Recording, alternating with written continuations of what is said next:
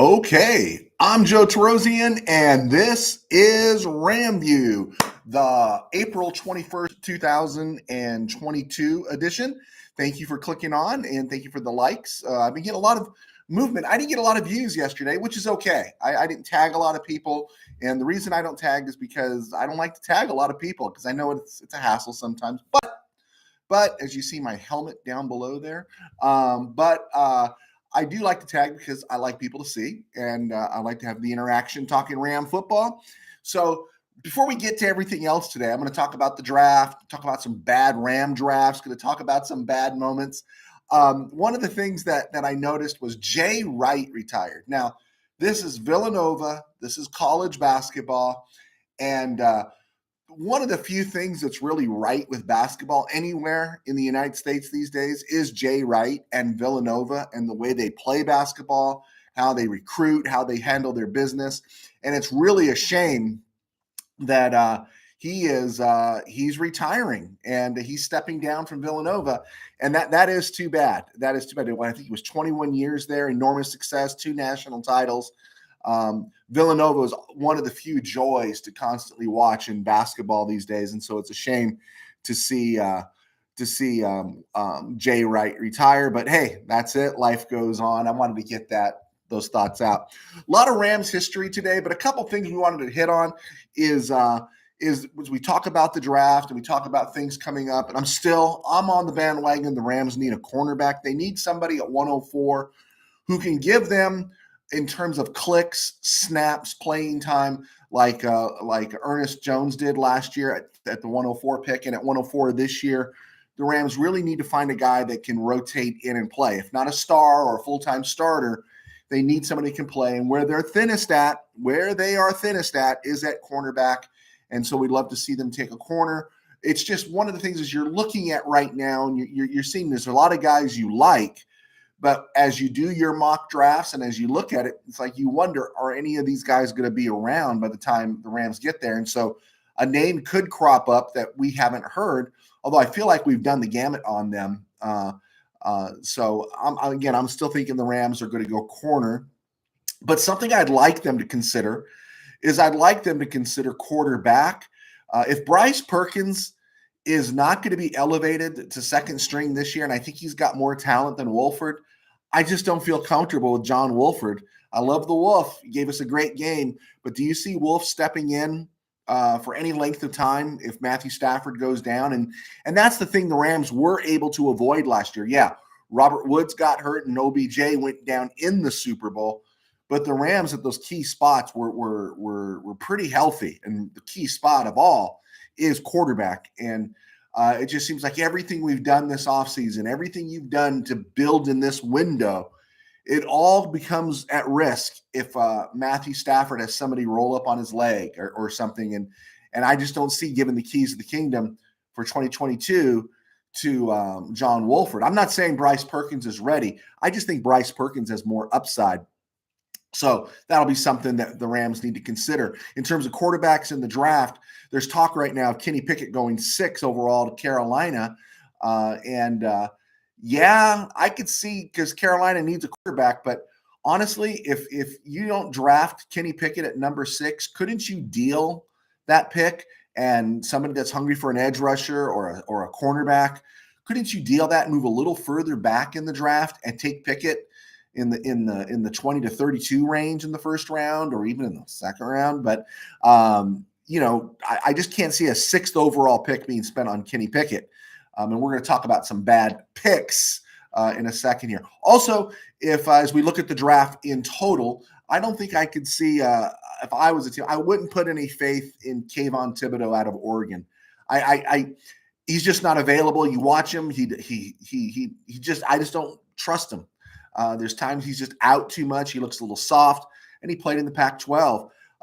Aidan Hutchinson, I'm not really completely sold on him. While I think Aidan Hutchinson might have a longer and distinguished career, I don't see him as a breakout guy. The one I do like, the one I can see is who's gotten a lot of ink lately is Georgia's Trayvon Walker. And so he's the guy that if I had a number 1 pick and I had to take an edge guy at the top, if it wasn't an offensive lineman, I think I'd lean Trayvon Walker. Could be wrong. could be missing on this. So that's kind of where we're at with some of the draft stuff as we build up, look at the mock drafts. And again, it'll be crunch time next week as everything gets closer and closer. The one thing I would say in regards to the Rams is I would expect a trade. I think, as we have talked, that maybe the corner they want, maybe the offensive lineman they want, is going to be the pre-100 part of the draft, right? They're going to be at the back end of the third round, number 100 through number 65, someplace in there. I could see the Rams offering that their third and their fourth, or their third and their fifth, and bumping themselves up a little bit to maybe nail somebody that they want. And the names that we saw that were hot with the Rams early are the names that are inside the hot 100. And so yeah, I think if they're going to get somebody that we've already seen, they're going to have to make a move. And so I would expect a move on that. Of course, the other flip side of that is they could stand pat. They can hold off on what they got. But the truth is, to get some of those linemen they were looking at, or a corner, they will have to make a move. I just don't see them holding steady. And I had another point I wanted to make on that, but it's pretty redundant. It's what I've been saying. So moving on, as we talk about the draft, did you know in the 6th round of the 1980 draft, at number 154 overall, the Rams drafted a fullback who became a fullback H-back, and his name was Mike Guman. And he played 9 seasons for the Rams. And you might remember Mike Guman. Mike Guman was a great utility player. He had a kickoff return for a touchdown on an onside kick against the Bengals. And he was the typical 80s as one back set became the norm. He became the H-back or fullback, the blocker, the guy catching the ball out of the backfield for the Rams. And just a hard-nosed player. I actually interacted briefly with him when I was at Rams camp in '88. It was at the end of his career. But he's a good guy, and from what I could see, what I knew.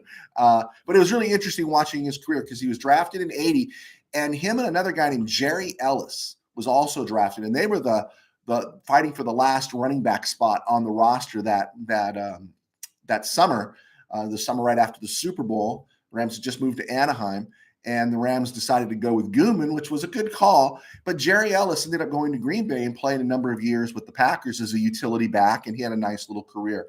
Guman only had 342 carries in his career, but 284 of them came in the 80, 81, 82 season. So that was before John Robinson and Eric Dickerson arrived, and that meant he wasn't going to touch the ball again.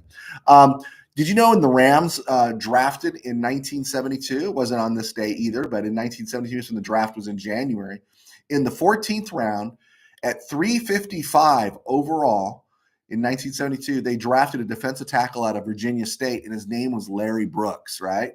Now, the reason I bring up Larry Brooks is because he was drafted in January, but on this day in 1972, 50 years ago, he signed his contract with the Rams. And he went on to play 11 seasons for the teams, 5 Pro Bowls, probably should have been All-Pro more than once, but he recorded. Now think about this, playing alongside Merlin Olsen, Fred Dreyer, and Jack Youngblood, right?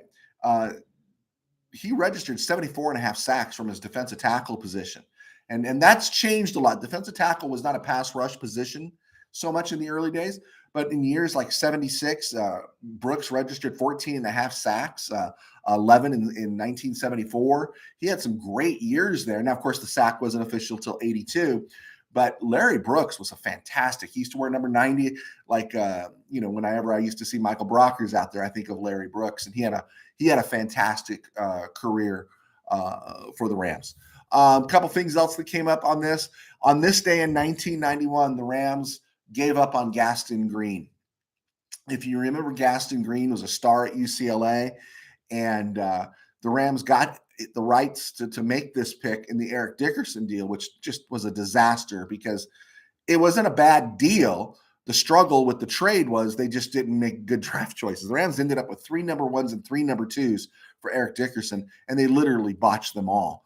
And Gaston Green was one of them. And he was the number 14th overall pick in the 88 draft.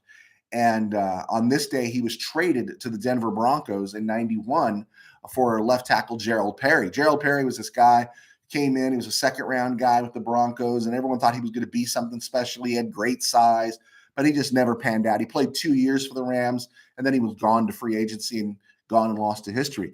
Gaston Green didn't have anything going for the Rams his first 3 years, gets traded to Denver, and he rushes for over 1,000 yards for Denver in 91. He rushes for 648 in 92, and then it's over. He's out of football, and his career comes to an end. And I thought that was kind of interesting, Gaston Green, how it was just this big swing and a miss for the Rams. On this day, it was not a swing and a miss. In 2001, the Rams made a trade for Aeneas Williams from the Arizona Cardinals. And all they gave up was a second and fourth, and neither one of those slots developed any players. But the Rams, future Hall of Famer Aeneas Williams, came and played 4 years, went to a couple Pro Bowls, was all pro, went from corner to safety. He was in the Super Bowl for the Rams in 2001, and ends up now he's, of course, in the Hall of Fame. What a great deal. It's just too bad we couldn't have made it about 5 years sooner. But Aeneas Williams was fantastic in his 4 seasons with the Rams as they rode the last wave of the greatest show on turf. It's just a shame he didn't get a Super Bowl. But that was in 2001. And on this the same day in 2001, the Rams, many people forget, had 3 number 1 draft picks. 3 number 1 picks in the 2001 draft. So they had the flexibility to trade a second and a fourth to go get Aeneas Williams. Great deal. Good move, right? Outstanding. But with 3 number 1 picks in the first round of the 2001 draft, the Rams drafted Damian Lewis. We talked about him, 12th overall. That was the pick acquired from Trent Green's deal, and he was an absolute bust. At the number 20th pick, they drafted Adam Archuleta, and he ended up playing some safety, and he was more of a glorified special team. He's played 5 years with the Rams, 7 years total, 2 with the Skins. He was taken 20th overall by the Rams in the first round. And then to double down on failure, the Rams drafted Ryan Pickett, and at 29 overall. And now he played about 5 years with the Rams and signed a free agent contract with the Green Bay Packers, played 8 years with the Packers. He had an NFL career. He was not a superstar. I don't think he went to any Pro Bowls, but he did get a ring, and he had a solid career. But 3 number 1 picks, and none of them contributed anything to the Rams, and they just completely continued the botching that would lead to all the dark times after the greatest show on turf era. Also in that same draft, the Rams drafted the 42nd pick overall in the second round, Tommy Pauley. Tommy Pauley had a nice couple of playoff games for the Rams, but he spent 4 years with the Rams, won Baltimore, and then his career was over. So you see that the Rams don't have a number 1 draft pick between 2017 to present day, but yet they've added pieces over and over again that have contributed to 2 Super Bowl appearances and a Super Bowl title. The team coming off the 2000 and 2001 seasons, the greatest show on turf era, 3 number 1 draft picks for a team only a year or so removed from winning a Super Bowl. And what happens is they completely butcher the draft, and it set them back. And so it's not exactly where you draft, what number overall you're drafting at, but it's about who you draft. And that's a great lesson. Great lesson here is also on this day in 1991, 10 years before that, the Rams drafted Todd Light. Todd Light played 10 years with the club and was on the team when they won the Super Bowl. They drafted Roman Pfeiffer in the second round of that year, number 31 overall in 91. He played 15 years, won 3 Super Bowls with the New England Patriots. And he was solid for the Rams for about 8 seasons, but he left in free agency. And he left just prior to the 99 season and that Super Bowl. And so he had a great career. And also there was a defensive back they drafted in the 4th round that year, number 107. And his name was Robert Bailey. And Robert Bailey only had a few years with the Rams. But he played 11 years as a solid backup contributor in the NFL. And you're looking at where he's picked at number 107. I think the Rams would just love to strike a deal here and strike gold and get a Robert Bailey. You're not looking for a superstar. You're not going to get Jalen Ramsey at the 104 pick. But if Zion McCollum or some of these other guys they're looking at, Cam Taylor-Britt or Tariq Fields, some of these guys they're looking at end up contributing the way a Robert Bailey did throughout his career, NFL career, I think they'd just be pleased as punch to grab a guy like that. So I think that's pretty much a lot of the stuff I wanted to get out today. I'm actually testing right now, podcast run, so I'm going a little fast. But thank you again for your thoughts. We just keep on plugging away here on Rams Talk and getting ready for the draft. We'll do more mock draft stuff tomorrow. But be thinking, yeah, the Rams need a corner, but have you thought about that this whole window, this whole Super Bowl window is propped open if your quarterback stays healthy? And if something was to happen to Matthew Stafford, do you feel comfortable of putting the ball in the hands of John Wolford? Yeah. All right. I'll leave that to you. I'm Joe Tarosian. Thank you so much for clicking on. And we're going to let you go because, again, I'm trying to get this into podcast format. God bless. Take care. And we will see you tomorrow.